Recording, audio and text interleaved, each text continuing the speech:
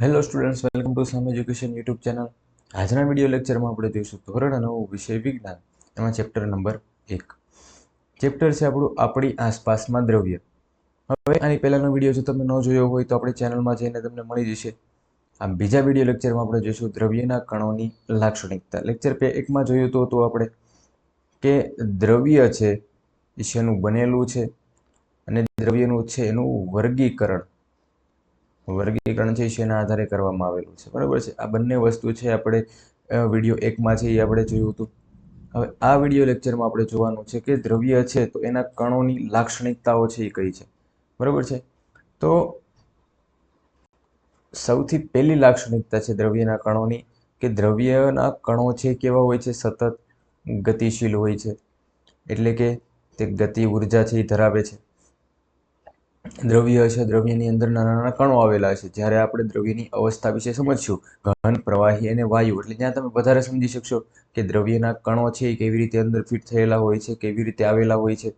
દ્રવ્યના કણો છે એ કેવી રીતે ગતિ ઉર્જા ધરાવતા હોય છે, કોની ગતિ ઉર્જા છે એ કેટલી વધારે હોય છે. જ્યારે આપણે અવસ્થા વિશે ભણશું ત્યારે ત્યાં આપણે જોઈશું. બીજી લાક્ષણિકતા છે કે તાપમાન વધતા કણોની ગતિ ઉર્જામાં વધારો થાય છે, એટલે કે તાપમાન વધતા કણોની ગતિ ઉર્જા વધે છે. હવે જ્યારે આપણે કોઈ પણ વસ્તુને ગરમ કરીએ તો એના કણો જે હશે એની ગતિ ઉર્જામાં કેવું થશે? વધારો થશે. આ બધી જ લાક્ષણિકતા જ્યારે તમે ઘન, પ્રવાહી અને વાયુ અવસ્થાઓ વિશે સમજશો, એની લાક્ષણિકતાઓ સાથે કમ્પેરિઝન કરશો, એટલે તમે સમજી શકશો કે દ્રવ્ય છે એનું વર્ગીકરણ ઘન, પ્રવાહી અને વાયુમાં કરેલું છે, તો એના ગુણધર્મો, એની લાક્ષણિકતાઓ છે કઈ રીતે આવી શકે, બરાબર છે. દ્રવ્યના કણો એકબીજામાં આંતરમિશ્ર થયેલા હોય છે, કારણ કે એક દ્રવ્યના કણો વચ્ચે અવકાશમાં બીજા દ્રવ્યના કણો છે ગોઠવાય છે અને સમાન રીતે મિશ્ર થાય છે. આમાં આપણે પ્રવૃત્તિ નંબર 1 પણ આપેલી છે આપણે પુસ્તકમાં, કે જ્યારે કોઈ પણ એક દ્રવ્યમાં કોઈ બીજા દ્રવ્યના કણો છે અંદર મિશ્ર કરવામાં આવે ત્યારે બંને દ્રવ્યના કણો છે એકબીજામાં કણો ગોઠવાય છે. ઉદાહરણ તરીકે આપણે લઈ શકાય કે પાણી અને એની અંદર જ્યારે મીઠું ઉમેરવામાં આવે ત્યારે પાણીના કણોની વચ્ચે છે અવકાશ રહેલો હશે. આપણે પ્રવૃત્તિમાં લઈ શકીએ પાણી વત્તા મીઠું. હવે પાણીના કણોની અંદર જ્યારે મીઠું છે ઉમેરવામાં આવશે ત્યારે પાણીના કણો છે એમાં શું રહેલું હશે? અવકાશ રહેલો હશે. તો જ્યાં જ્યાં છે અવકાશ રહેલો હશે એની વચ્ચે છે એ મીઠાના કણો છે એ સમાન રીતે મિશ્ર થશે. આપણે ઉદાહરણ તરીકે સમજી શકાય કે અહીંયા છે એવી રીતે આ પાણીના કણોને છે આપણે લઈશું, તો જ્યારે ઉપરથી છે મીઠું ઉમેરવામાં આવશે ત્યારે પાણીના કણોની વચ્ચે છે જ્યાં જ્યાં અવકાશ રહેલો હશે એ બધા જ અવકાશમાં છે એ મીઠાના કણો છે એ ગોઠવાઈ જશે. એટલા માટે આપણે પાણીમાં જ્યારે મીઠું નાખીને આપણે હલાવીશું ત્યારે આખું પાણી છે કેવું થઈ જશે? ખારું થઈ જશે, બરાબર છે. તો દ્રવ્યના કણો વચ્ચે અવકાશ રહેલો હોય છે. કયા કણોની વચ્ચે કેટલો અવકાશ હોય છે, કયા દ્રવ્યમાં કેટલો અવકાશ હોય છે, એ જ્યારે આપણે અવસ્થા સમજશું ત્યારે આપણને સમજાશે વધારે. એની પછીની લાક્ષણિકતા છે કે દ્રવ્યના કણો એકબીજાને આકર્ષે છે. હવે જ્યારે પ્રવાહી કે ઘન અવસ્થા વિશે આપણે સમજીશું ત્યારે આપણને ખબર પડશે કે દ્રવ્યના કણો એકબીજાને આકર્ષે છે. ઘન પદાર્થમાં પણ આવશે, પણ ઘન પદાર્થમાં દ્રવ્યના કણો એકબીજાની ખૂબ જ નજીક હોય, તો એટલા માટે આપણે ત્યાં દ્રવ્યના કણોને અલગ કરી શકતા નથી. પણ પ્રવાહીના કણો, આની પછીનો એક પ્રશ્ન પણ આવશે કે પ્રવાહી છે આપણે પાણીમાંથી તરી શકીએ છીએ તો એમાં બે ગુણધર્મો છે એ લાગશે, દ્રવ્યની બે લાક્ષણિકતાઓ છે ત્યાં લાગશે, જોઈશું આપણે. હવે એની પછી આવે છે કે દ્રવ્યના કણો છે એ નિશ્ચિત દળ ધરાવે છે. તો આપણે જ્યારે દ્રવ્યની વ્યાખ્યા જોઈ હતી, તો એમાં જ આવ્યું હતું કે જે પદાર્થ જગ્યા રોકે અથવા જે છે દળ ધરાવે એને આપણે શું કહીએ? દ્રવ્ય છે એ કહીશું, બરાબર છે. તો દ્રવ્ય હોય તો દ્રવ્યના કણોને પણ નિશ્ચિત દળ હશે. દ્રવ્ય હશે અને દ્રવ્યની અંદર જે નાના કણો હશે તો એ કણો પણ કંઈક ચોક્કસ છે એ દળ ધરાવતું હશે. તો આ છે દ્રવ્યના કણોની લાક્ષણિકતાઓ રહેલી છે, બરાબર છે. હવે જોઈએ આની પછી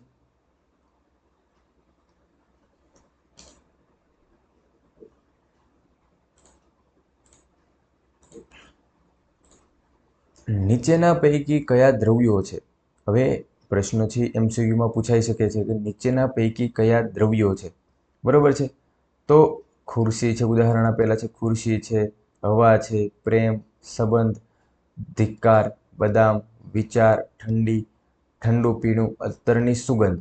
હવે આટલી વસ્તુ છે આપણને આપેલી છે, બરાબર છે. અહીંયાથી જવાબ શરૂ થાય છે કે આમાંથી છે એ કયા કયા દ્રવ્ય છે. તો ખુરશી સૌથી પહેલું જે છે એ ખુરશી. તો ખુરશી છે એ દ્રવ્ય, કેમ કે જેને ચોક્કસ વજન હોય, ચોક્કસ દ્રવ્ય હોય, જગ્યા રોકે, એને આપણે દ્રવ્ય કહી શકીએ. તો ખુરશી દ્રવ્ય છે. હવા છે એ દ્રવ્ય છે. અહીંયા આવશે પ્રેમ. હવે એ લાગણી કહેવાય, એક જાતનો વિચાર કહી શકાય. એને છે એ આપણે દ્રવ્યમાં ગણી શકીએ નહીં. પછી આવશે ધિક્કાર, એ પણ નહીં આવે. સુગંધ, એ પણ દ્રવ્ય નહીં આવી શકે. ધિક્કાર નહીં આવી શકે. બદામ આવી શકશે, કેમ કે કોઈ વસ્તુ છે, ખાવાની વસ્તુ છે. વિચાર નહીં આવી શકે. ઠંડી નહીં આવી શકે. ઠંડુ પીણું, તો કે દ્રવ્ય આવી શકશે. કોઈ પણ ઠંડુ પીણું, ઠંડુ પાણી હોઈ શકે, કોઈ પણ સોડા હોઈ શકે ઠંડુ. તો ઠંડુ પીણું જે છે એ પણ દ્રવ્ય કહી શકાય. અને અત્તરની સુગંધ, હવે ખાલી સુગંધ હોય તો એને આપણે દ્રવ્ય કહી શકીએ નહીં, પણ કોઈ પણ વસ્તુની સુગંધ હોય, અત્તરની સુગંધ, તો એને આપણે દ્રવ્ય ગણીશું. બરાબર છે. તો ટૂંકમાં કોઈ વસ્તુ છે એ દ્રવ્ય છે કે નથી, તો એના ઉદાહરણ આપણને આપેલા છે. અને આપણે કોઈ વસ્તુ છે જો જગ્યા રોકતી હોય, જો એના નાના કણો આવેલા હોય, તો એને આપણે દ્રવ્યમાં ગણી શકીએ. બરાબર છે. હવે એક આઈએમપી વ્યાખ્યા આવે છે, પ્રસરણ એટલે શું? બરાબર છે. વ્યાખ્યામાં જે પ્રશ્ન પૂછાતો હોય છે, 1 માર્કમાં પ્રશ્ન પૂછાય કે પ્રસરણ એટલે શું. હવે આપણે છે એક પ્રયોગ હમણાં જોયો હતો કે પ્રવૃત્તિ કયો. પ્રવૃત્તિ નંબર 1 જે પુસ્તકમાં આપેલી છે કે મીઠું અને પાણી, આ બંનેને છે એ આપણે મિશ્ર કરશું. બરાબર છે. પાણી છે અને મીઠાને એકબીજામાં મિશ્ર કરશું, અથવા બીજી કોઈ પણ વસ્તુ તમે મીઠામાં પાણીમાં છે એ આપણે ખાંડ લઈ શકાય. પાણીમાં છે એ ખાંડ લઈએ તો બે જુદા જુદા પ્રકારના દ્રવ્યના કણો, પાણી છે તો એના કણો અલગ હશે, ખાંડ છે તો એના કણો છે અલગ હશે, એકબીજામાં આંતરમિશ્ર થવાની ઘટનાને પ્રસરણ કહે છે.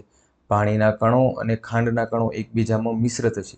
જ્યારે તમે પાણીમાં છે એ ખાંડ ઉમેરશો ત્યારે ખાંડના કણો છે એ ધીમે ધીમે ઓગળવાની શરૂઆત થશે, અને પાણીના કણોની વચ્ચે જ્યાં અવકાશ છે ત્યાં ખાંડના કણો છે ગોઠવાશે વચ્ચે. બરાબર છે. તો આ જે ઘટના છે આંતરમિશ્ર થવાની ઘટના, એને આપણે કહીશું પ્રસરણ. હવે એક વસ્તુ આપણને આપેલી છે કે તાપમાન વધારતા પ્રસરણ છે એ કેવું થાય છે? ઝડપી બને છે. દ્રવ્ય હોય છે તો એને કણોથી ગતિ ઉર્જા ધરાવતા હોય છે. જો તાપમાનમાં વધારો કરવામાં આવે તો ગતિ ઉર્જામાં શું થાય? વધારો થશે. તો તાપમાન વધારશું તો પ્રસરણની જે ઘટના છે, એકબીજામાં આંતરમિશ્ર થવાની ઘટના, એ કેવી બને છે? વધુ ઝડપી બને છે. આપણે રસોઈ બનાવીએ તો એમાં પણ એકબીજા જે મસાલા ઉમેરતા હોય તો એકબીજામાં છે એની સુગંધ છે એ મિશ્ર થવાની ઘટના. ગરમ પાણી છે, એની અંદર આપણે કોઈ બીજી વસ્તુ ઉમેરીશું, અને એક ઠંડા પાણીમાં આપણે કોઈ બીજી વસ્તુ ઉમેરીએ. ઠંડા પાણીમાં મીઠું અથવા ગરમ પાણીમાં મીઠું ઉમેરીએ તો કયા પાણીમાં છે એ મીઠું જલ્દીથી મિશ્ર થશે? તો આપણને ખબર છે ગરમ પાણી હશે એમાં જલ્દી મિશ્ર થશે, કેમ કે તાપમાન એમાં કેવું હશે? વધારે હશે. તો તાપમાન વધુ તો પ્રસરણની ઘટના કેવી થશે? વધુ થશે. બરાબર છે. ચલો, હવે એ જ વસ્તુને લઈને એક પ્રશ્ન આપેલો છે આપણને કે કારણ આપો ગરમ ખોરાકની સોડમ એટલે વાસ થોડા મીટર દૂર સુધી પણ આવે છે, જ્યારે ઠંડા થઈ ગયેલા ખોરાકની સોડમ લેવા માટે વધુ નજીક જવું પડે છે. તો આપણને ખબર છે કે ગરમ ખોરાકની સોડમ થોડા મીટર દૂર સુધી જ આવે છે, કારણ કે તાપમાન છે કેવું હશે એનું? ઓછું હશે, તાપમાન વધુ હશે ગરમ ખોરાકનું. ઠંડો ખોરાક હશે તો એની સોડમ છે એ દૂર સુધી જશે નહીં, કેમ કે ખોરાક છે એ ઠંડો હશે તો તાપમાન કેવું હશે? ઓછું હશે. હવે તાપમાન વધુ, જો આપેલું છે તાપમાન છે એ વધુ, તો ગતિ ઉર્જા કેવી થશે? વધુ થશે. આથી તે હવામાં છે એ કેવું ઝડપથી પ્રસરણ પામશે. એનો પ્રસરણ દર કેવો થઈ જશે? વધુ હશે. તો તાપમાન વધુ તો પ્રસરણ દર વધુ. હવે જ્યારે ઠંડો થઈ ગયેલો કોઈ પણ ખોરાક હશે, એની વાસ લેવા માટે છે આપણે તેની વધુ નજીક જવું પડશે, કેમ કે કણો છે એ ઠંડા હશે તો ગતિ ઉર્જા કેવી હશે? એની ઓછી હશે, અને પ્રસરણ છે એ થઈ જશે એમાં ધીમું. તો એટલા માટે આપણે કણો છે એની વાસ લેવા માટે, એની સોડમ લેવા માટે છે એ વધુ નજીક જવું પડશે. જ્યારે ગરમ પદાર્થમાં દ્રવ્યના કણો છે એની ગતિ ઉર્જા ખૂબ જ વધારે હોય, કણોની ગતિ ઉર્જા વધારે હોય એટલે પ્રસરણ દર છે એ વધારે હશે. તો એટલા માટે દૂર સુધી છે એની વાસ છે એ આવતી હોય. તો આપણે લખી શકાય કે ગતિ ઉર્જા વધુ તો પ્રસરણ દર કેવો? પ્રસરણ દર વધુ. અને ગતિ ઉર્જા ઓછી તો પ્રસરણ દર ઓછો. ચલો બરોબર છે. ગતિ ઉર્જા જો કોઈ પણ કણોની વધારે હોય, ગતિ ઉર્જા ક્યારે વધારે હશે તો કે એને તાપમાન આપવામાં આવેલું હોય, એને ઉષ્મા આપવામાં આવેલી હોય, તેની ગતિ ઉર્જામાં વધારો થશે. ગતિ ઉર્જા વધુ તો પ્રસરણ દર વધુ, અને ગતિ ઉર્જા ઓછી તો પ્રસરણ દર ઓછો. ચલો બરોબર, સાવ સહેલું છે, ચેપ્ટર જ સહેલું છે. આપણે તો જેટલી મહેનત કરશો, જેટલું સમજતા જશો શરૂઆતથી, એટલું ચેપ્ટર છે એ સહેલું લાગશે. દ્રવ્ય વિશે સમજી લ્યો, દ્રવ્યની અવસ્થા વિશે આપણે જોઈશું. તો સાવ સહેલું ચેપ્ટર છે અને શરૂઆત છે હજી. ચલો, અને હવે છેલ્લો ટોપિક આપણે આવે છે